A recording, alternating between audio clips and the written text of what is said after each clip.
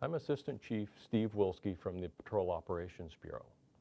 Seattle's police officers are some of the best trained and most compassionate individuals that this profession has to offer. The training you're about to receive is unique in that it is the product of 12 months of enthusiastic collaboration between the Seattle Police Department and members of the city's transgender community. It is designed to assist both of us in better understanding the needs of the other.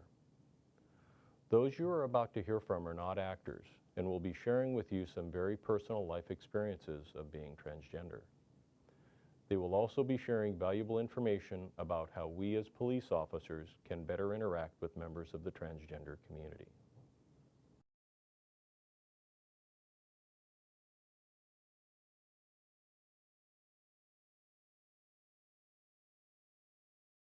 When I interact with the police, the thing I would most appreciate is just to be listened to, treated with respect and courtesy, and to not be treated like a suspect.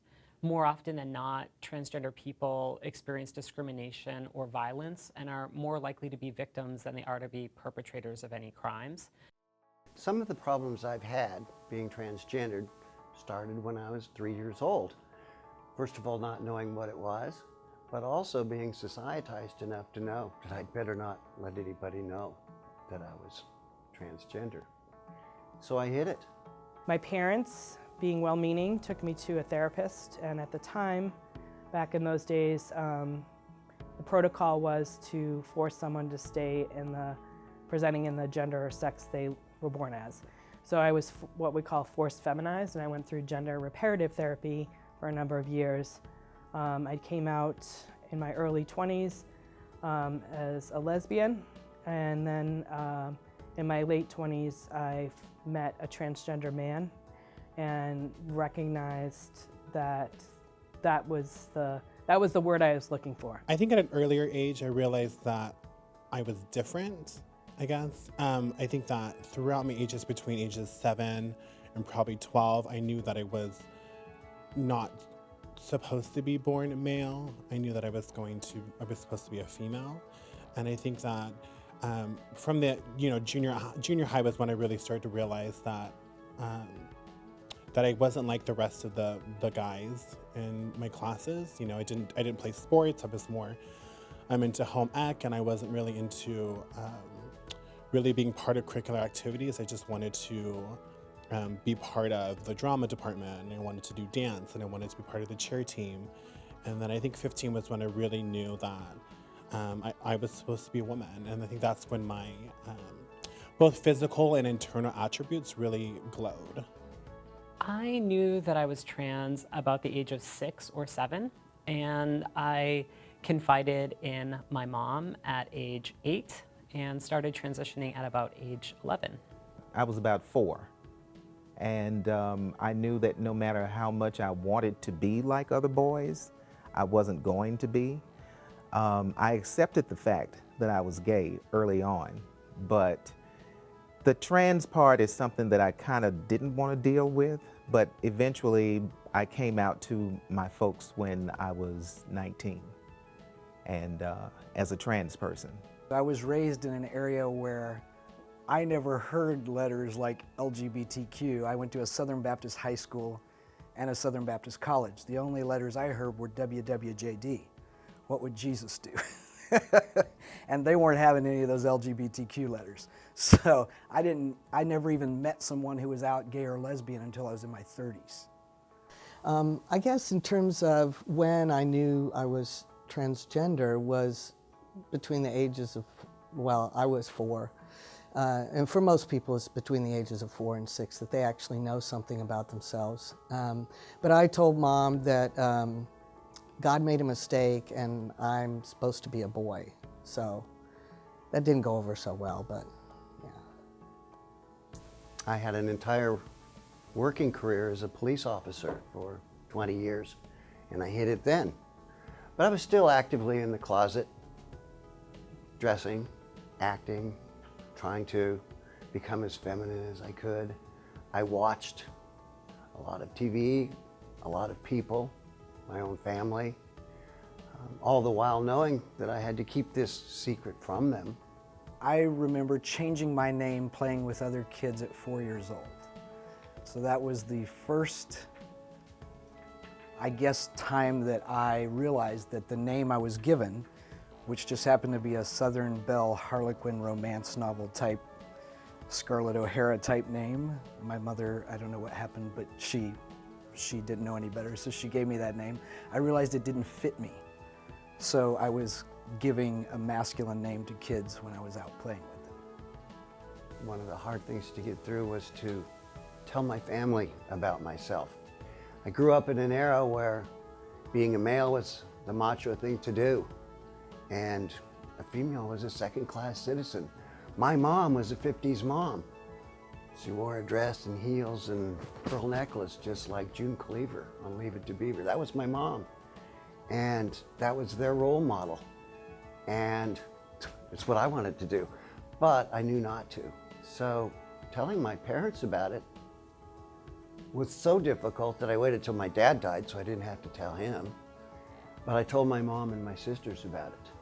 I told them approximately at the same time. I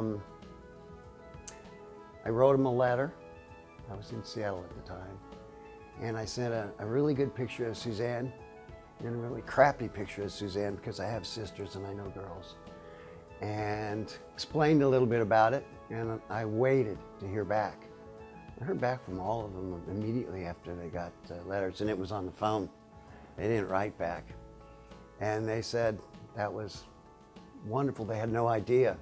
I couldn't believe I hadn't given any clues.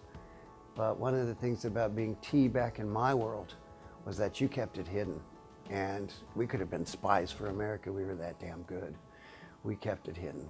I was lesbian before and was with a partner, a woman, and we were together for 7 years in this community in Seattle before I transitioned, and then I transitioned with the support of a chorus, actually, the Seattle Lesbian and Gay Chorus.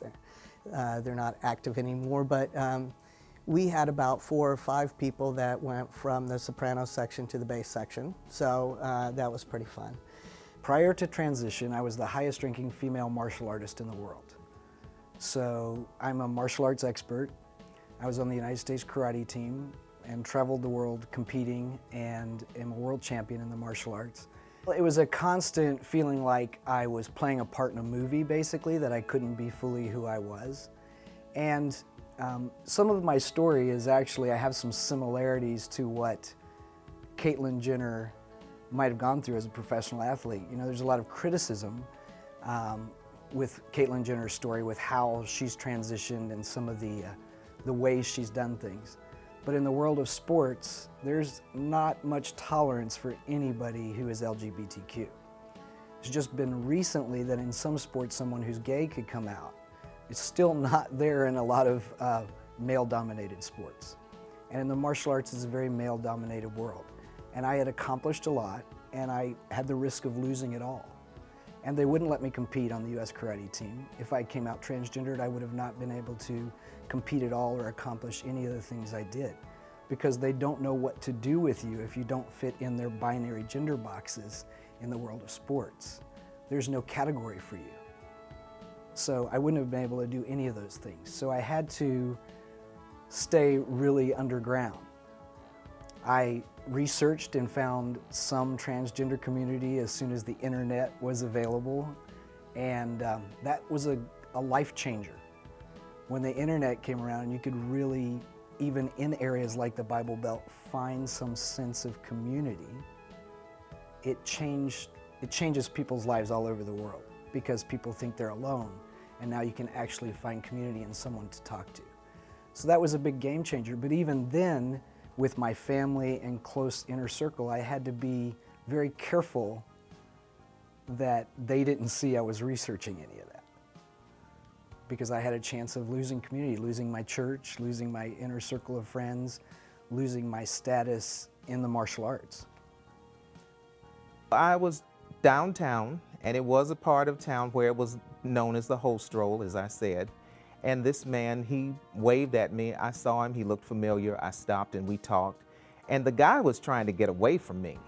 And I was just still talking. And so as I tried to drive off, I saw the lights flashing.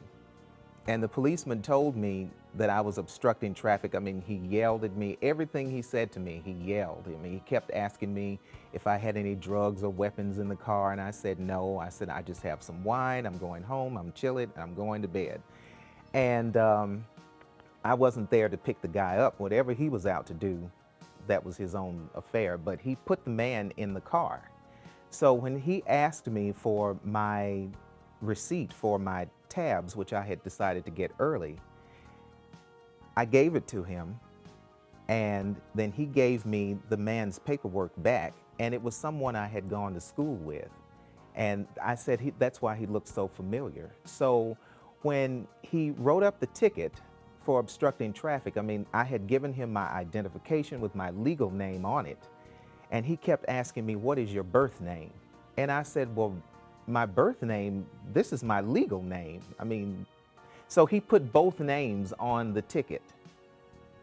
And so I was given the runaround. I mean, I felt that I was not treated fairly. I was the victim of a pretty vicious attack and a hate crime, walking home with 2 other transgender women from a charity concert. And when officers arrived at the scene, the first question that they asked us was if we were engaging in sex work that day.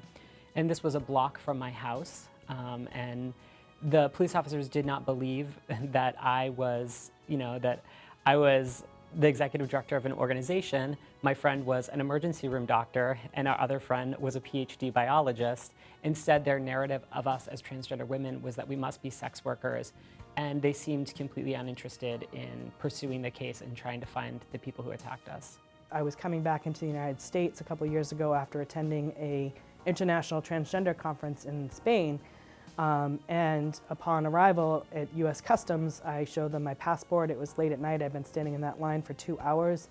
And the TSA, or the customs person, started questioning me where I'd been, why I'd gone there.